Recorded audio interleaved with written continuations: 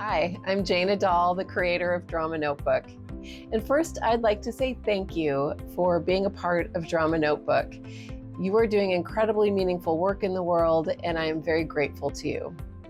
You know, my team and I feel like it's a dream come true to be serving people who are doing this kind of work.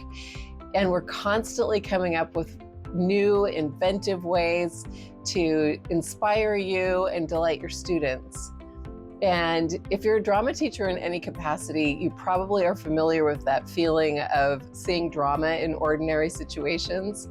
And we're no different. Jennifer Reif, our amazing creative director, who also writes really cute plays for the site, she was watching The Great Baking Show, and she thought, wow, I want to make a whole play about baking, because why not?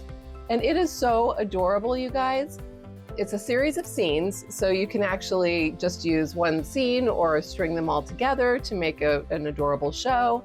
And you can have as few as 6 actors or up to 30, or you can just even take out one scene and have the kids play around with it.